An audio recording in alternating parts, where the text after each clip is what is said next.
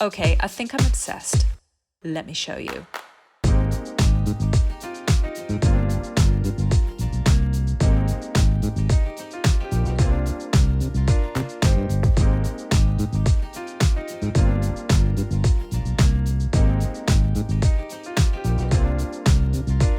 Hi, welcome to Tune In, Tune Out, the Digital Marketing Dispatch, hosted by me, Duchess Robinson. This podcast, we're dedicated to exploring the ever evolving world of digital marketing.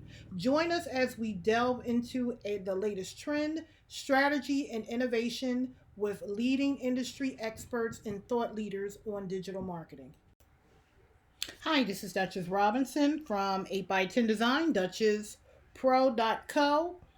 And today I will be talking about internet marketing plans and red flags of digital marketers and what to look for and what to look into, and how social media marketing and digital marketing has become one of the most scammiest profession, and people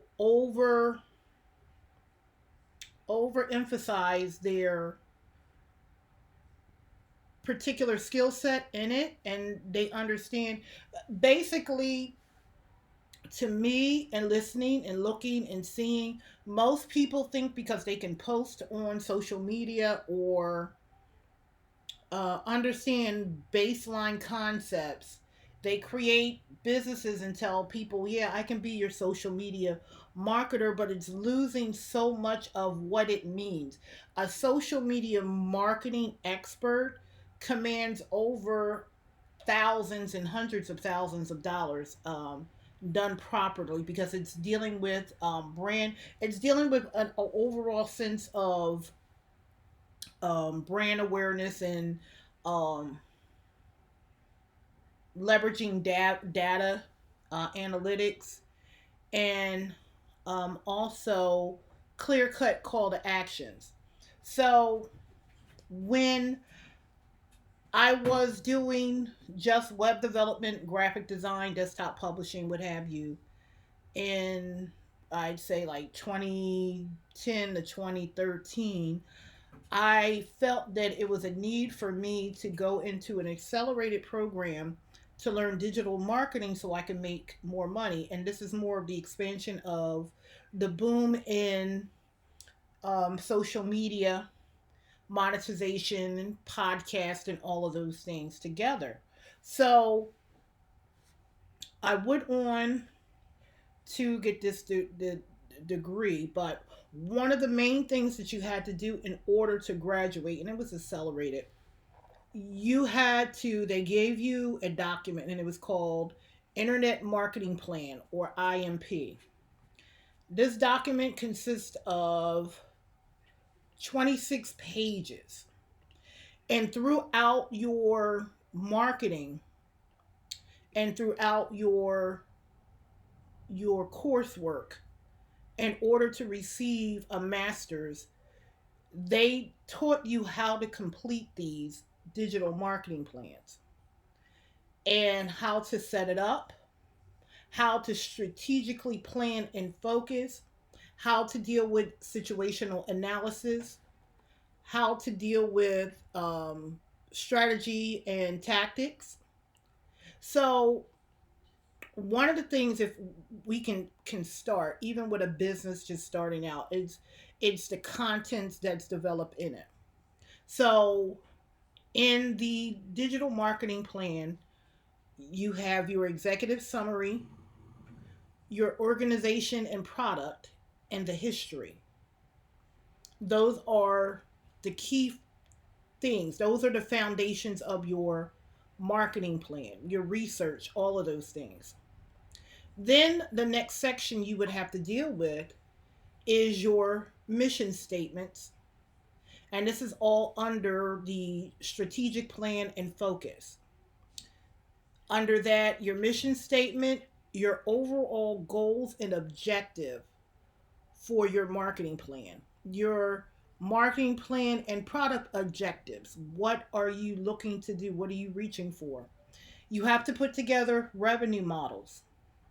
You have to research your target market. You have to have your brand strategy, which consists of your brand components in your brand message. If you do not have those foundation, there is no point of putting together a marketing plan. If you do not have these things in order, first and foremost, as an organization, you're wasting your time giving money for someone to just post things and random things about your organization, your business, your nonprofit, your whatever. You had to do with differentiation of points and positioning. After you finish that part, and that's where you are moving yourself away from your competitors. I've seen over and over again, even with recent products, where you may have the same name as other people, but you do different things, or it could be the same, but your name is adjusted differently.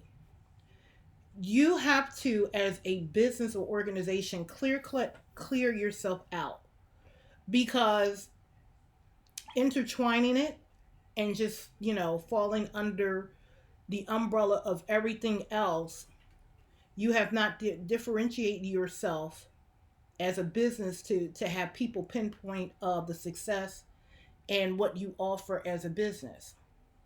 Outside of that, you have to deal with your situational analysis, which consists of your SWOT analysis, your industry analysis, your competitor analysis, your company's brief, your customer analysis, your legal analysis, which consists of your privacy policies in terms of use. Too many times I have organizations that think because I can do graphic designs well, which is not something all all web developers and designers are. And let me clarify again, most people don't understand there's a difference between web designers and web developers. A developer can write scripts. They can put together custom designs and everything else like that. They can build. They can do a lot of things. They're more pricier. I am a developer, but I found that my clientele right now only deals with and only need designers, which is a templated design with custom graphics. I can get away with doing that because I am a skilled graphic designer. Most web designers are not graphic designers.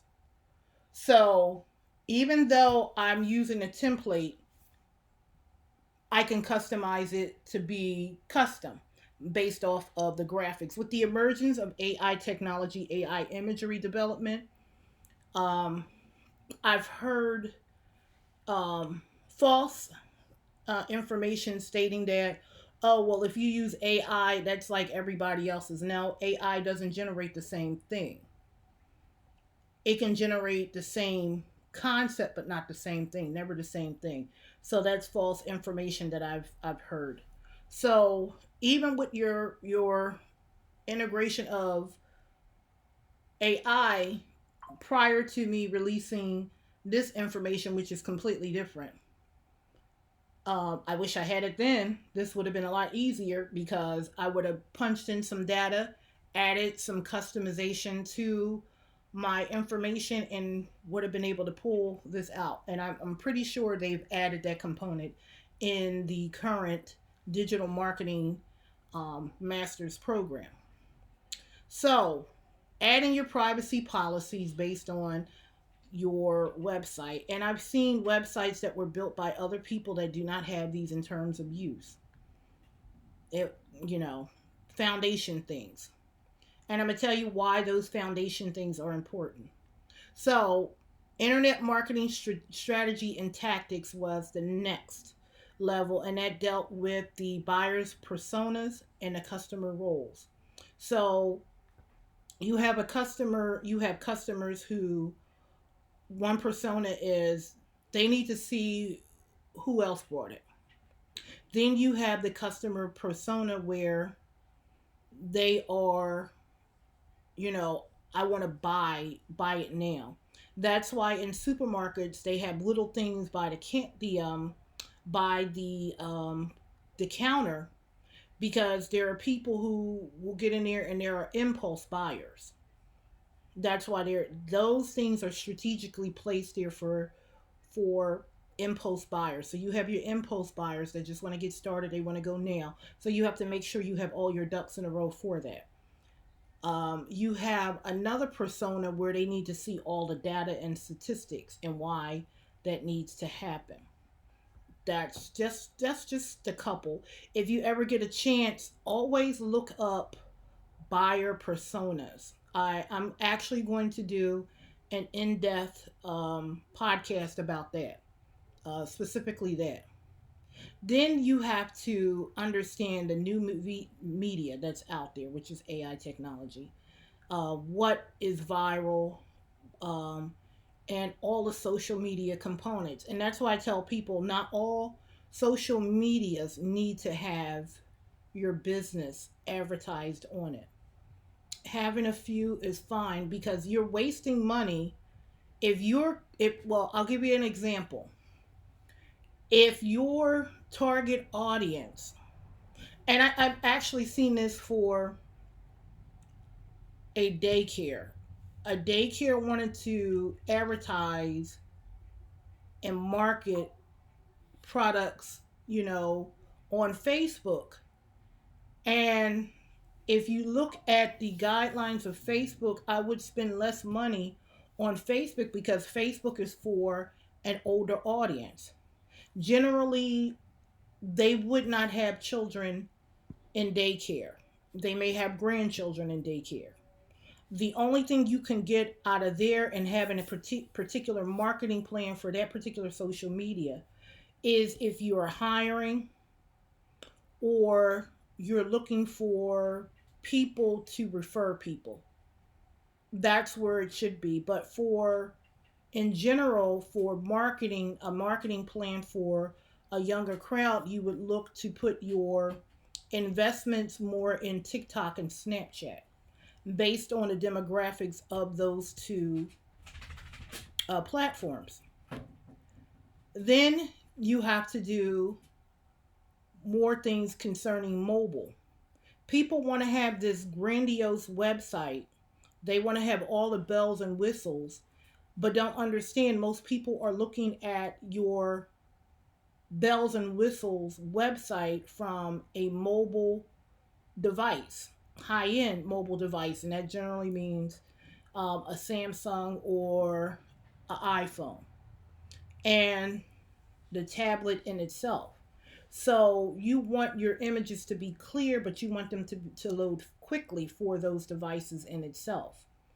All of these grandiose websites with the bells and whistles are the least likely to be viewed regularly. If you look at websites like Craigslist, Craigslist has the ugliest website, but because people know what to expect, know where to click, it is one of the higher use websites. It's probably not now, but a few years ago, yes. There's other platforms that have basically knocked it off.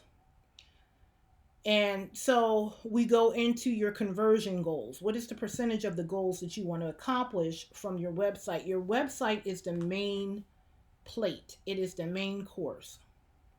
If your website is not fundamentally put together for anything else, it's a waste of time. Landing pages. You can have more than one landing page. And I know someone's eyebrows just went up like, what does she mean by that?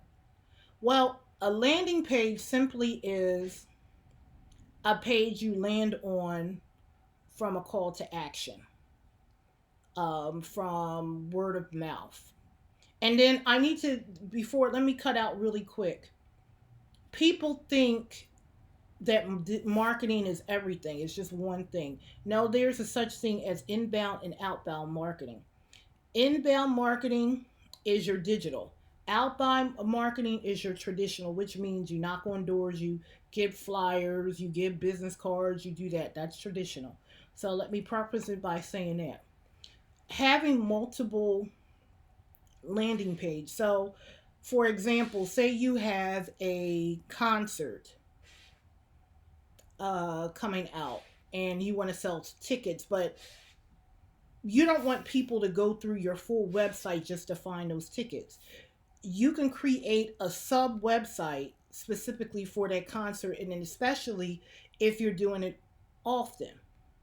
So what happens is you create this sub website.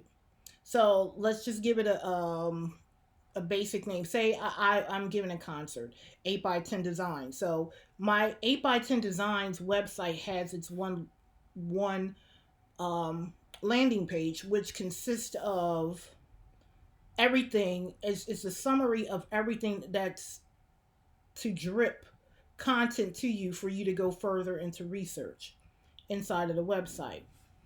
The custom landing page would be dedicated to the tickets for that particular event, which is away from the main website. So what happens is I would create tickets.8by10design.com. So that's a whole sub landing page. And what happens is it'll be consistent of the imagery, the name, the time, the date, the price, and whatever call to action is on that page, like buy now, buy tickets now. And if you need to know what call to action is, it's a action word to get you to convert over onto the website. So those are certain things, and it consists of a funnel. Most of these websites, if you hear someone says they're doing a digital marketing plan and they don't have a funnel navigation, and which should be, I would say, the smaller the conversion, the better. And what do I mean by that? If it takes me 2 steps to buy your product, that's really good. That means I can go to your website, I can find a product, click on it. If you can do a conversion goal in one page, like I said, with the landing page, you have tickets, and it's the tickets to that particular event. That's doing it. The conversion funnel goal navigation is I go to this website, I click, I'm done. It'll take me to a payment page. I'm done. So that's actually in threes. I go to the website from the call to action. I see the ticket price. I click on that call to action. It takes me into a payment page. I pay. I have completed a conversion goal. Those are the things that you need. I also hear that search engine optimization and many times is dead because people can buy ads. But what if you do not have the budget for ads? Most people do have budget for ads if they're doing a comprehensive digital marketing plan. Okay, so your SEO will consist of keywords linked into your website, all through your website, giving people an idea of the industry, the products, the services that you have put into your original content, your executive summary, your mission statements, and you have planned that in your overall goals and objectives and your marketing plan. You have those things in place. So those things will take place, and it's even more important now to have a SEO content in your website because now you have voice optimization, voice search optimization, VSO. VSO means if I call into my Alexa, if I call into my Siri, if I call into anything, your website should pop up based off of the keywords that you consistently use. Or you can do your geolocation of show me a web developer in this area. And if your content is built on that, yes. Right now, for 8 by 10 Design and Duchess.pro, I am kind of flowing away from that. So my content does not consist of those things. But people know I still do it. I do it for, you know, I'm more into consultant related and podcasting and teaching. because, like I said, having a well informed consumer is the best consumer that you can have. So having those things are good. You can do pay per clicks, and that's where you pay for the boosting on social media if you need to, because if you remember, social media will only show a percentage of your content to your followers and viewers. I often see people talk about, oh, if you can see my page, put a like. If you don't say anything, we're going to get rid of the people in the group that's not,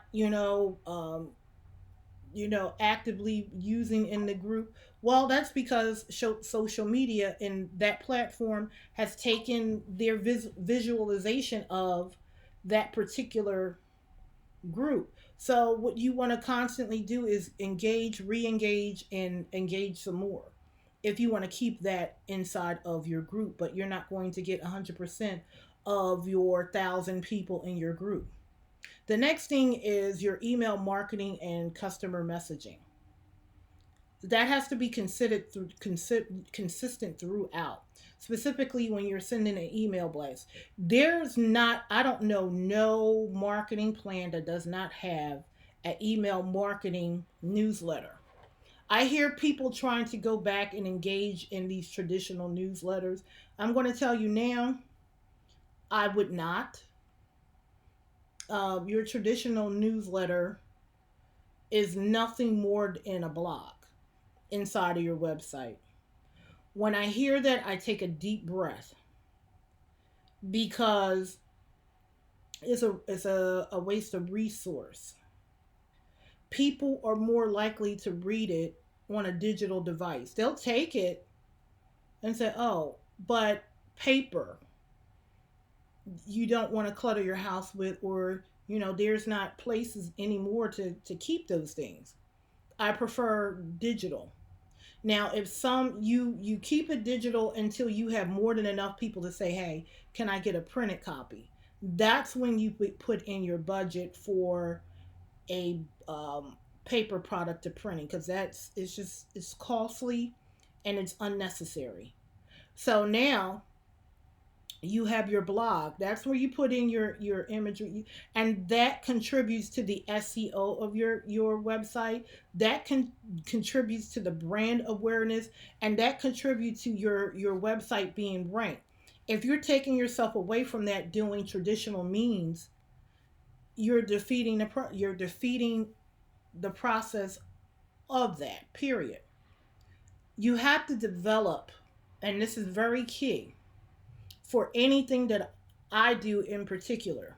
So, on my personal social media, I generally kept that at a minimum from people I went to high school with, church members, and stuff like that. I kept it at that level. I had another page, which when I was in a hospital, it was deactivated for something silly that Facebook had, and I wasn't able to retrieve the site, which I had about 40,000 followers on that. I also have a regular, and yes, I am going to do a podcast, the difference between profile and pages, because people want to know what that means and what that consists of.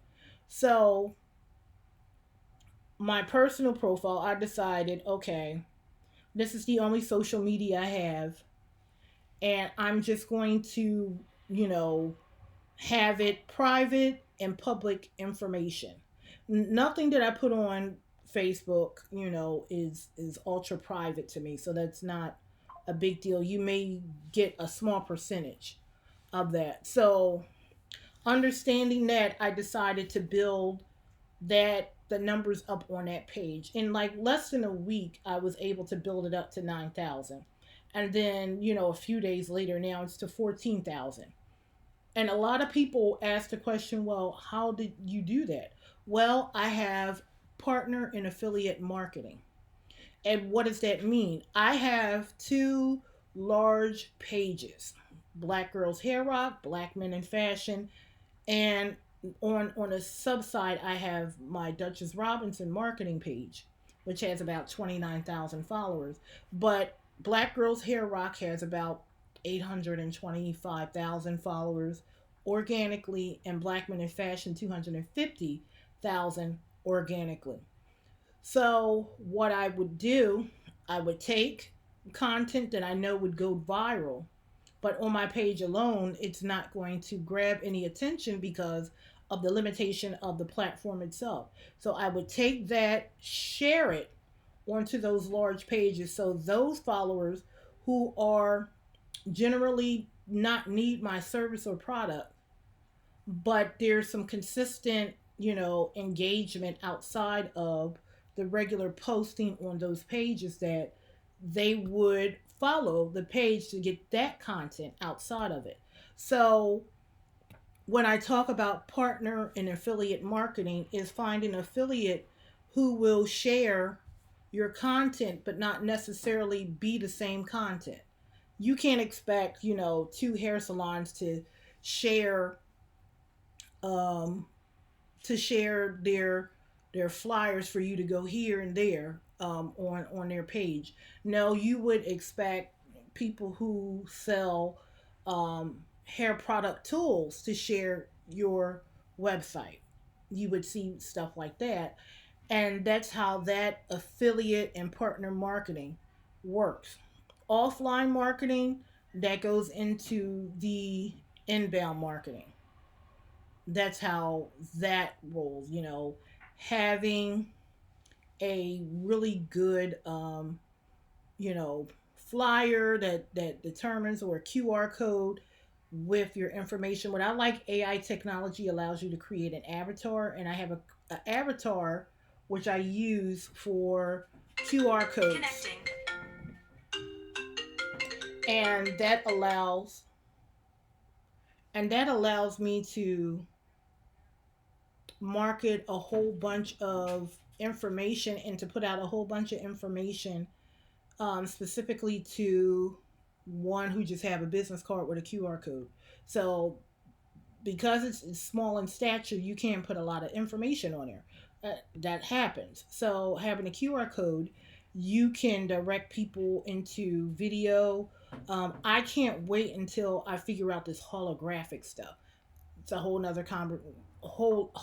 other concept that is occurring at this point in time. So next thing you want to do with your digital marketing, and people have to understand, PR and digital marketing are two different things. So you do want to engage yourself with a PR person, your communication plan, when something comes awry or there's a situation that occurs with your business. Specifically, if you get negative publicity, um, for your business, how do you handle that? What do you do? What is plan A, plan B when it happens? What is the direct portion of steps that you need to take to ensure that your business is not um, blown to pieces by negative publicity? What are the key strategies that you have in place? What is the conversation that you release to the public? What are the things that you withhold? I've seen this over I've seen this over the years. I'm going to tell you, and there's different people who do different tactics for that. They can wait till it blow up and fizzle out. I've seen people do those typical tactics to um, move away from bad publicity, and they usually have a plan right away. You never want to be caught with your pants down in that situation, because it can be ugly really quickly. The way social media travels is really heavy and hard. So you want to have those things in place. You want to have your statements ready. You want to, over the time, if someone has a bad experience, the best thing to do, instead of, and it's about your business, and you have to understand, when someone posts about their experience at your particular business, you can't delete it. because then you would be taken away from their experience. Two, platforms, if they find it credible, will not remove it. That would be fraudulent to want them to remove their experience at your business, organization, nonprofit, however. So the best thing you can do is to have ready and available a concern statement to that negative comment and try to rectify it then and there.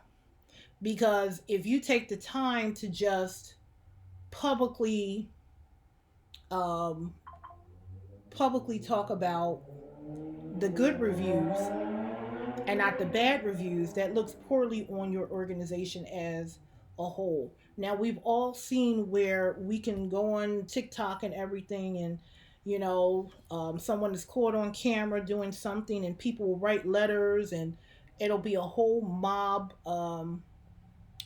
publicity, whether it's true or not, on social media. How do you handle that? That should be a part of your PI communication process. How do you deal with that in particular? And one of the things when you have that, making sure that your brand message is clear and full, your e-message is clear and full for the people who follow you. We're dealing with a situation, however, we have acknowledged it and we will take care of it. And you put out a brief statement within your personal, and then you release a public one.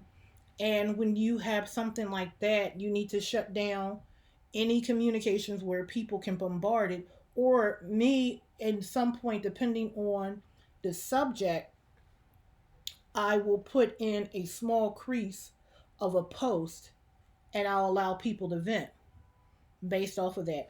I know for a fact that it was a funeral home that the family put out false information about the funeral home. They were in the court about it. And so people saw it and automatically jumped to the side, not knowing what really happened. They did later.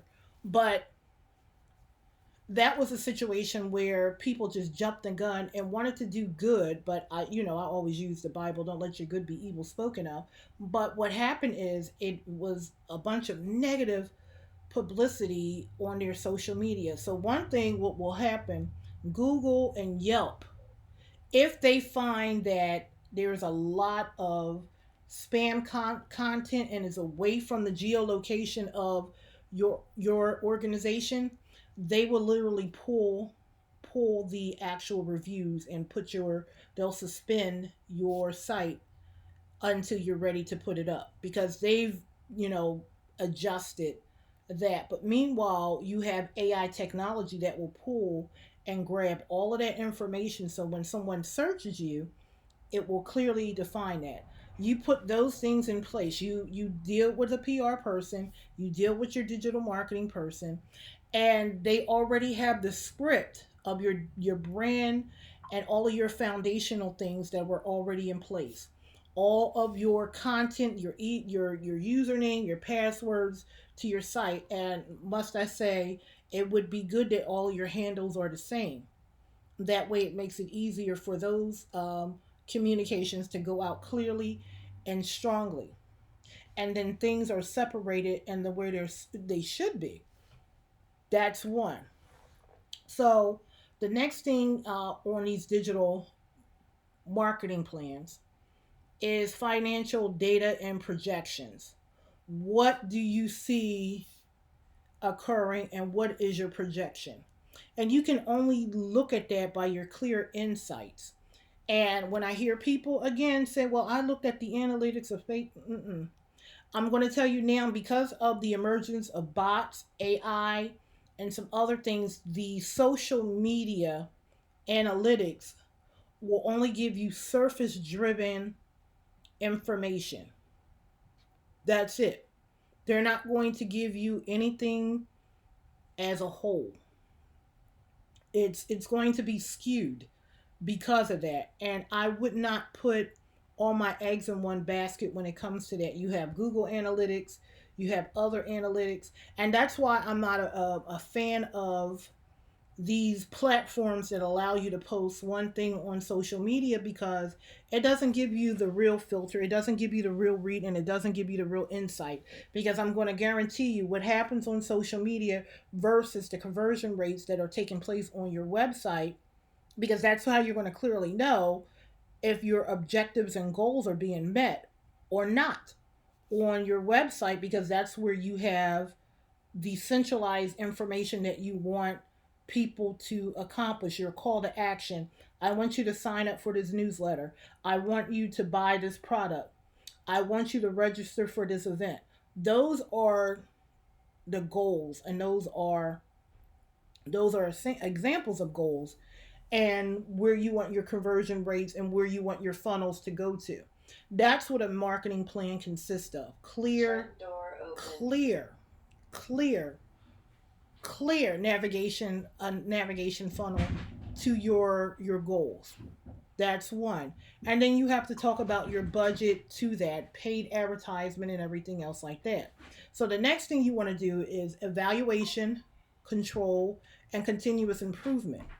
And that consists of your measurements and your testing plans. You have to consistently test and understand your analytics of those things, your A/B testing, and that's why I said I'm not happy with those all in one exclusive. They get people who are enamored with numbers, but not. So now you are dealing with the measurements and testing of your website, seeing what works, and that's why I generally go into the conversation of understanding why you have to have a foundation of these things connected together.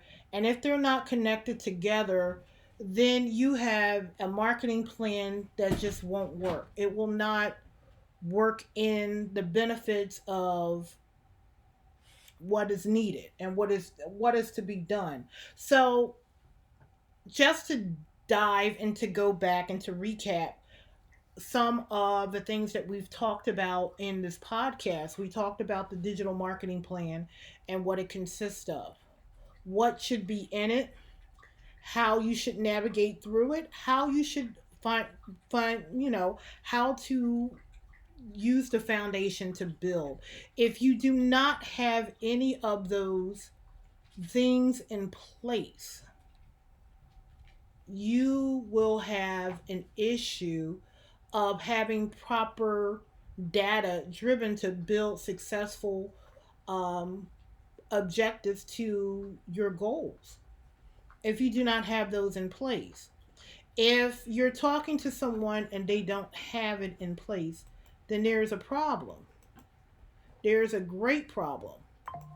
And so I just wanted to be listen, if you don't even have a SWOT analysis, and that is the strength, weakness, opportunities of your business survival and prosperity, then your business is going to fail. Having this clear cut marketing plan. And when I receive requests for marketing plans, a lot of times, and I hate to say it because people are dealing with people who do not know what they're doing and what they're saying. I get a lot of times where people are not understanding the full detail. So when I send information back, it's not going to be a digital marketing plan, because the foundation of the business structure or the development of the website or the access of the information or the opportunity to have um, a robust website, number one. Number two, where there's nowhere to have navigation funnels within the website. People think you just put up a website and you go on social media and that's it, not knowing the intermingles of what needs to connect and how it's supposed to connect. If, for instance, I'm a person where when you build a website, you have a C panel. A lot of people like to use WordPress because WordPress gives you the opportunity to blog on there, and it's a very easy front end and back end layout. However, there are people who can build it based on their own individual knowledge. I have, in certain instances, would deal with organizations with little to no development to it, just a template, to more advanced with Fortune 500 companies, pharmaceutical companies, where it had intricate codes and details. There were times I had to go in and help an organization if they're in court with another organization about brand development, and I would have to get their information. There was a time that I was thinking, and I was offered the opportunity to move to San Diego to be the web developer and marketing strategy for a Fortune 500 company and a pharmaceutical company at the same time. So, people don't know that because those are things I do not talk about. But in general,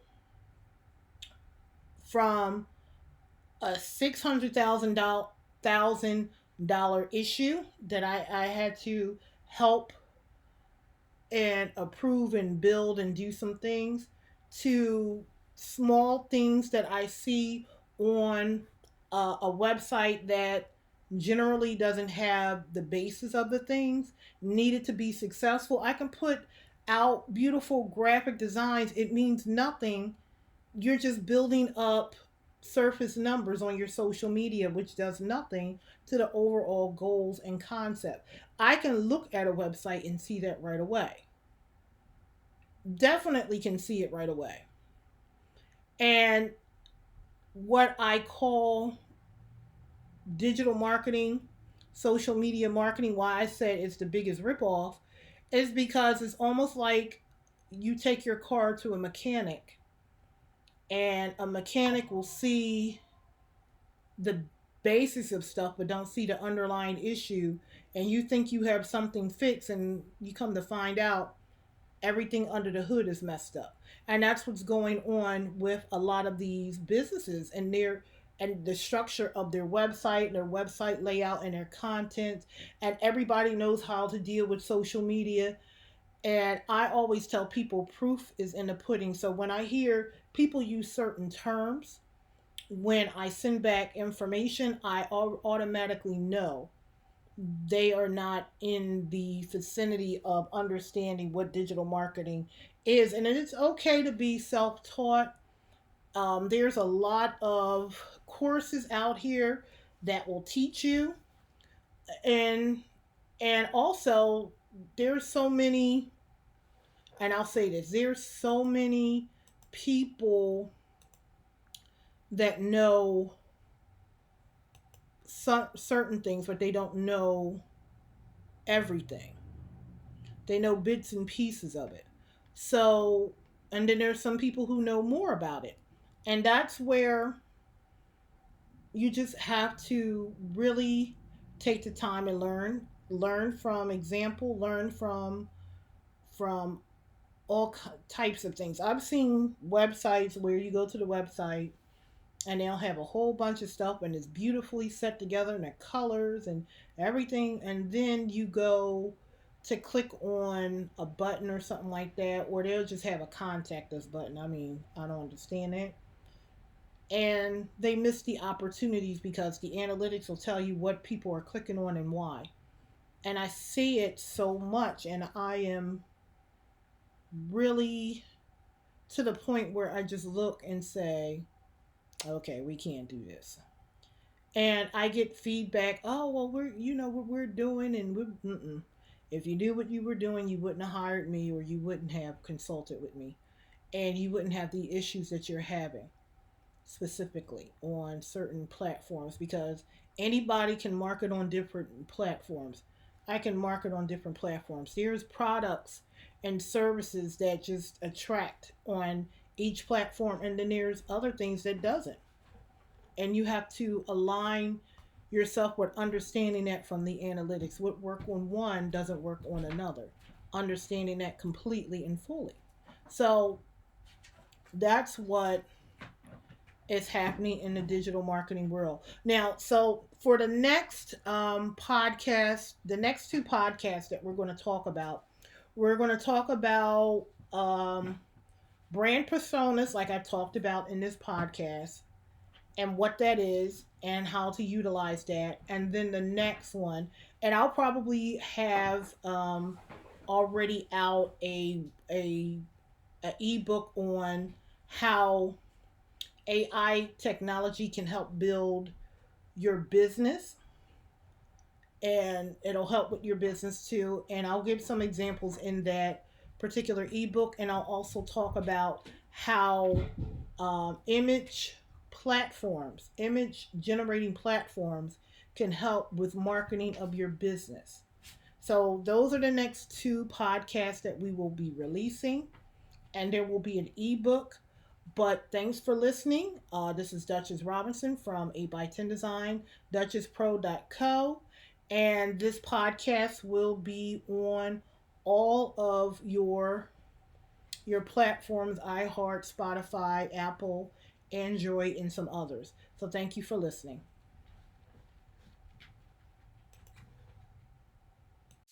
Okay, I think I'm obsessed. Let me show you.